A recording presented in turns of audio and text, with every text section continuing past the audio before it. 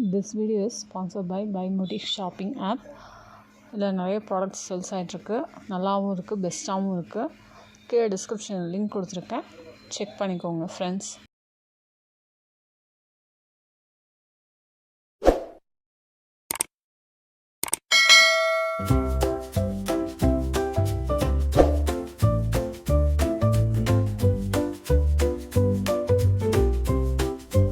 Hi friends, welcome to my channel. நன்றி மறப்பது நன்னல்ல. ஒரு அழகான பெரிய காட்டில் பல்வேறு விலங்குகள் அமைதியாக வாழ்ந்து வந்தன. அந்த காட்டில் ஒரு குட்டி மான் இருந்தது. அது மிகவும் நல்ல மனம் கொண்டது, யாரிடமும் சண்டையிடாது, எல்லோரையும் அன்பாக நடத்தி கொள்வது. ஆனால் அவ்வளவு நேர்மையாக இருந்ததால் யாரையும் எளிதாக நம்பிவிடும் பழக்கமும் அதற்குண்டு. ஒரு நாள் மான் ஒரு பழைய ஆமையை சந்தித்தது. அந்த ஆமை மிகவும் அறிவாளி, பல வருடங்களாக வாழ்ந்து பல அனுபவங்களை பெற்றிருந்தது. ஆமை கூறியது, பிறரை நம்பும் முன்பு 2 முறை யோசிக்க வேண்டும். எல்லோரும் நல்லவர்கள் இல்லை. சிலர் நட்பாக நடந்து கொண்டு பின்னால் நம்மை ஏமாற்ற முயற்சிக்கலாம். ஆனால் மான் ஆமையின் வார்த்தைகளை பெரிதாக எடுத்துக்கொள்ளவில்லை. அது யாரிடமும் சந்தேகம் கொள்ளும் பழக்கம் இல்லாதது. சிங்கத்தின் திட்டம். ஒரு நாள் மான் காட்டில் விளையாடிக் கொண்டு இருந்த போது ஒரு பெரிய சிங்கம் அதை பார்த்தது. சிங்கம் நினைத்தது, இந்த மானை சமாளிக்க மிகவும் எளிதாக இருக்கும். இது மிகவும் அப்பாவியாக இருக்கிறது. இதை ஏமாற்றி என்னுடைய உணவாக மாற்றலாம். சிங்கம் புன்னகையுடன் மானிடம் சென்றது. நண்பா, நீ அழகாகவும் நல்ல மனம் கொண்டவனாகவும் இருக்கிறாய். நீங்கிறேன், நம்மிடம் நட்பு வேண்டுமா என்று கேட்டது. மானுக்கு மகிழ்ச்சி. அது யாரும் இதுவரை தன்னை நண்பனாக அழைக்கவில்லை என்பதால் உடனே சம்மதித்தது. சிங்கம் கூறியது, நாம் நண்பர்களாக இருந்தால் நீ சில நாட்கள் என்னுடன் இருக்கலாம். எனது குட்டிகளுக்கும் உன்னை காட்ட விரும்புகிறேன். மானுக்கு சந்தேகம் ஏதும் வரவில்லை. அது ஆமையை சந்தித்து சிங்கத்தின் அழைப்பை பற்றி கூறியது.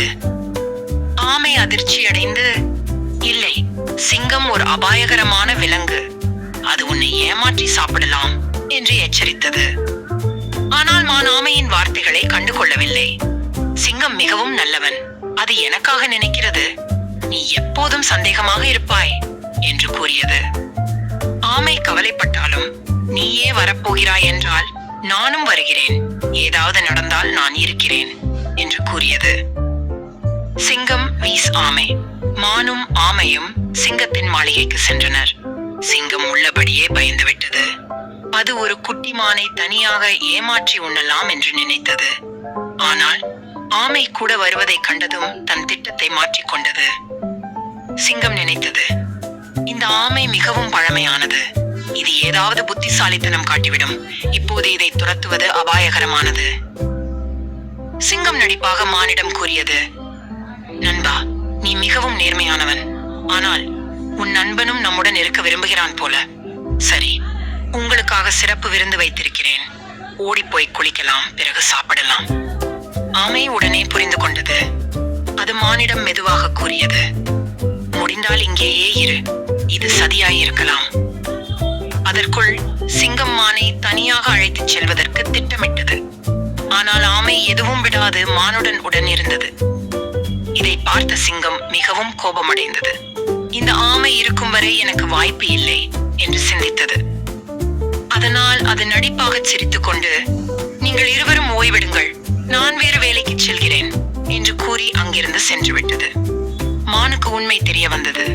மானுக்கு உண்மை புரிந்தது. சிங்கம் உண்மையில் நல்லவன் அல்ல, அது என்னை ஏமாற்ற முயன்றது.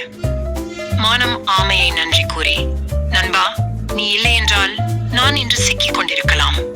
நான் யாரையும் எளிதாக நம்பக்கூடாது என்பதை இப்போது புரிந்து கொண்டேன் என்று கூறியது.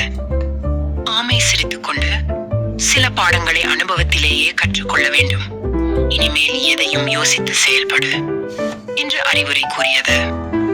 அதன் பிறகு மான் எவரிடமும் எளிதாக நம்பாமல் நல்லதை தானாகவே தீர்மானிக்க முடிவு செய்தது.